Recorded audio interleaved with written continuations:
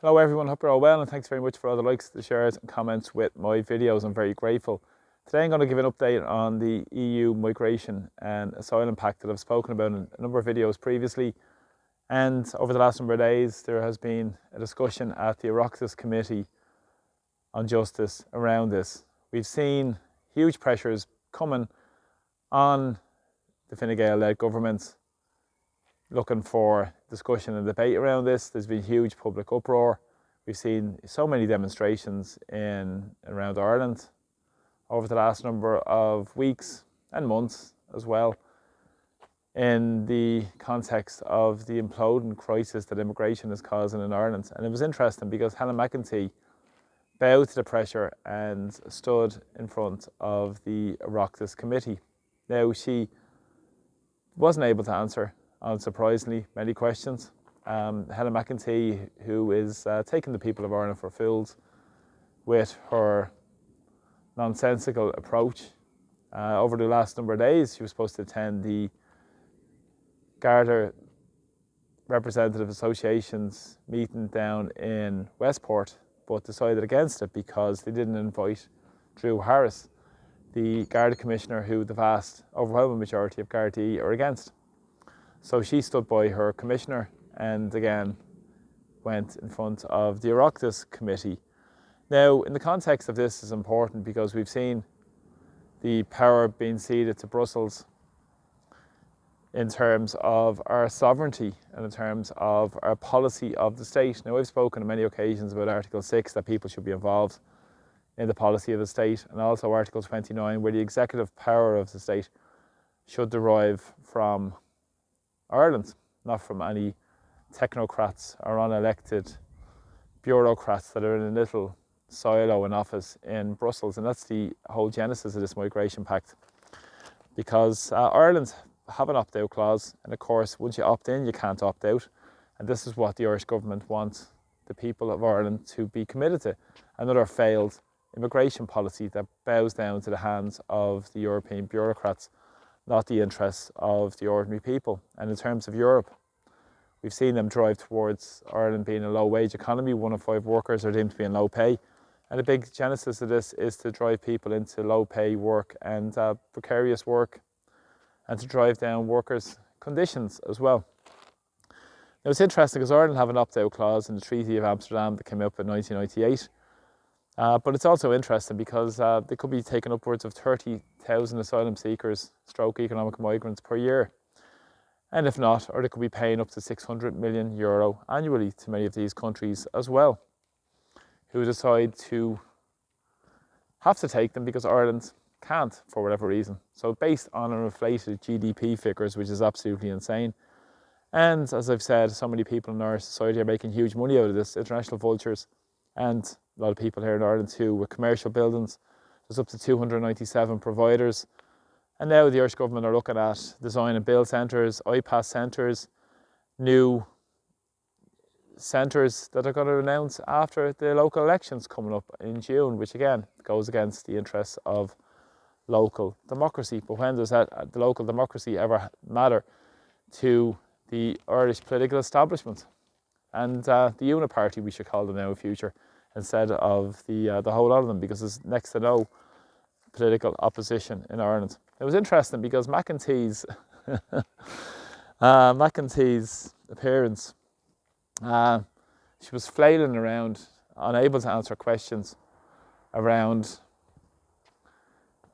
basic questions around numbers coming into Ireland, basic questions about people who have been issued deportation orders, and all these sort of issues as well yesterday in her comical at times, but also serious deposition in front of the Oireachtas Committee. Michael McNamara, a independent TD from Clare, spoke about in 2023, he said there was 188 transfer decisions were made, and only three were acted through or followed through upon. And they also spoke about the inefficiency of the Department of Integration and Department of Justice, and also spoke about the country that accepted decisions to take them back, and many weren't taken back, which is quite interesting. They spoke as well in 2022. Ireland took in 15 back on this sort of 6-month programme where there was decisions made with secondary countries, and Ireland only sent back 2. But Helen McEntee again wasn't able to answer many of these questions. Also, it speaks to the failure of all this system. Today Helen McEntee spoke about this as well and said there was 7,200 people last year were issued orders to leave the country, but less than 100 were acted upon. Now, how the process works is then they would have to go through the appeals process, and then after the appeals process, they would have to contact the Minister for Justice, Helen McEntee, for leave to remain.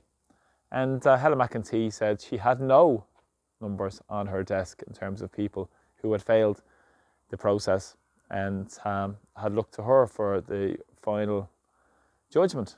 But again, she said she hasn't had any. So this shows you how shambolic the Irish immigration system, and how better than it would be to look to the people and the bureaucrats in Brussels to answer the queries for the Irish failed political establishment. This is what they want, rather than the destiny being in our hands in terms of the policy of the state.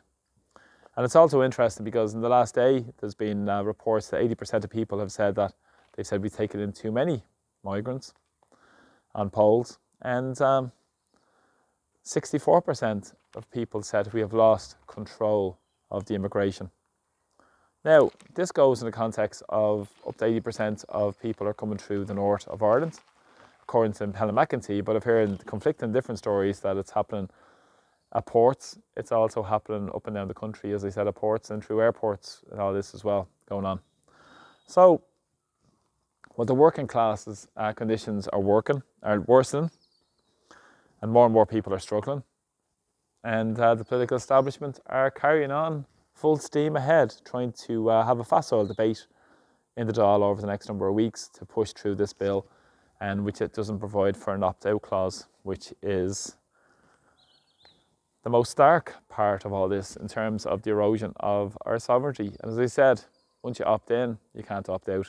And it's vitally important that people are fully aware of this. Contact your TDs, contact your senators about opting out. It's absolutely out of hand. Mount Street is completely full of tents. Now, over the last number of days, there's been portaloos put down there as well. And yet they keep the floodgates open instead of dealing with the crisis we're facing as well. Not to mention the multitude of crises we have already in terms of housing, health service, and many more issues facing ordinary people day to day. So again, thanks for joining me in the video tonight, and just a brief update with the Migration Pact and where it lies. But contact your TDs and contact your local representatives about this, because the control of our borders, the control of our policy of the state should be down to the people, and we need to bring power really back to our communities where people have a real say in the running of our country and what we need in terms of looking after so many people who are suffering. We see record amount of people in homelessness, and as I said, up to 1 million people on a hospital waiting list, not to mention the trolley chaos as well, and the horrors we're seeing day to day in our health service as well, and people on the streets with their homeless disaster. So thanks for joining me in the video today. Thanks for all the support. Please press like to my Facebook page, subscribe to my YouTube channel, and thanks so much for everybody supporting my work as well. And take care. See you all soon. Slán. Bye bye.